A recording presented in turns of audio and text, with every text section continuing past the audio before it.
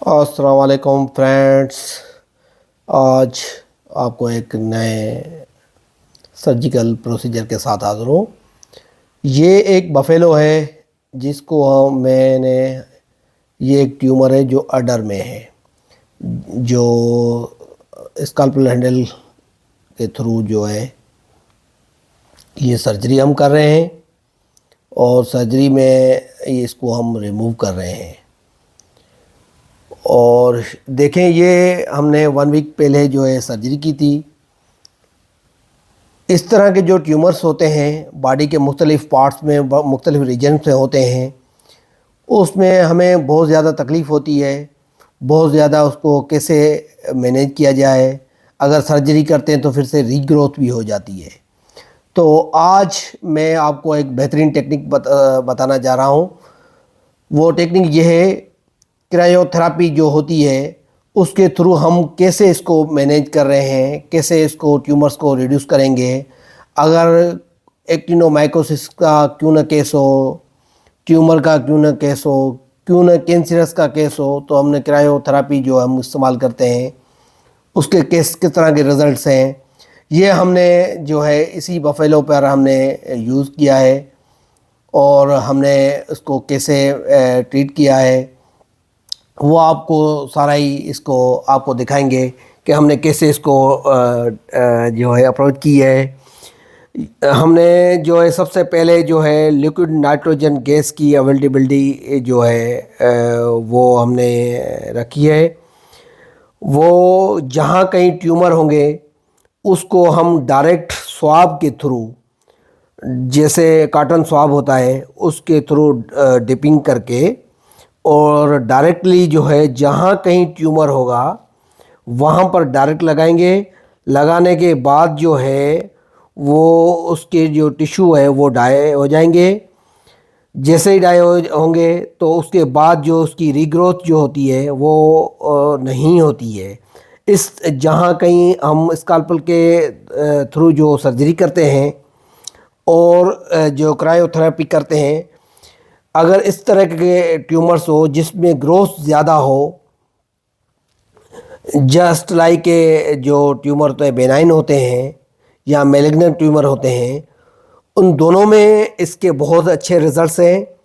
और हमने इस पे बहुत बड़ा मैंने काफ़ी टाइम से काम किया है। जब उसके बेहतरीन रिज़ल्ट्स मिले हैं उसके बाद ये मैं अपनी वीडियो अपलोड कर रहा हूँ। ये जो है 1 वीक के बाद देखें हमने इसका जो स्टिचेस जो लगा हुआ था वो हमने रिमूव किए हैं। आज हम इसको जो है क्रायोथेरापी हम इस्तेमाल करेंगे। क्रायोथेरापी जो है किस तरीके से हमने यूज़ की है कि पहले सबसे पहले जो है हमने इसको सेडेट किया है 0.2 mg पर kg के हिसाब से।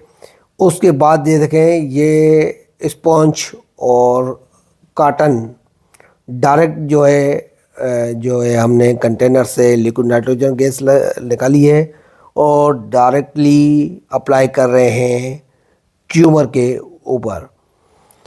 और देने के बाद आप देखेंगे जस्ट 5 मिनट्स में उसका जो है आप देखें ये ख़त्म हो गया है। जिस तरीके से जो रेडिश थी वो ख़त्म हो गया। अब उसी ही बेंस को देखें दूसरी बॉडी के नेक रीजन के नीचे जो है मैंडिबुलर जा है, इसके नीचे जो है वो एक 2 ट्यूमर्स हैं, एक साइड राइट साइड में और लेफ़्ट साइड में दोनों ट्यूमर्स हैं। उनको भी हमने ये अप्रोच किया है। ये जो ट्यूमर बार बार रीग्रोथ हो जाते थे, हमने इसको जो है ये सेम प्रोसीजर अप्लाई कर रहे हैं क्रायोथेरापी का। हमने लिक्विड नाइट्रोजन डायरेक्टली जो है कंटेनर से जो है स्वाब की सूरत में हमने डिप किया है और उसके बाद स्पंज के थ्रू जो है हम उसको फिक्स करके और डायरेक्ट लगा रहे हैं। ये डायरेक्ट प्रोसीजर हम आपको दिखा रहे हैं कैसे हम कर रहे हैं। उसके बाद की जो इसकी आफ्टर जो है 1 वीक के बाद हम आपको दिखाएंगे, ये बिल्कुल ख़त्म हो जाएंगे और इसकी ग्रोथ भी रुक जाएगी। जैसे ही ग्रोथ रुक जाती है उसके बाद जो है इसकी एनिमल्स या उसका जो ट्यूमर्स है वो कम्प्लीटली ख़त्म हो जाता है और कोई इतनी ज़्यादा मेडिकेशन या पेन किलर इस तरह का देने की ज़रूरत नहीं करते हैं। ह्यूमन में जो है ज़्यादा ये पेनफुल होता है मगर जानवर में इतना ज़्यादा नहीं होता है। और अच्छा ये देखें हमने दिया है आपको फील, आप देखें कैसे ड्राई हो गया है। जैसे ही हमने क्रायोथेरेपी इस्तेमाल की है तो वो ड्राई हो गया है। Thank you for watching our YouTube channel.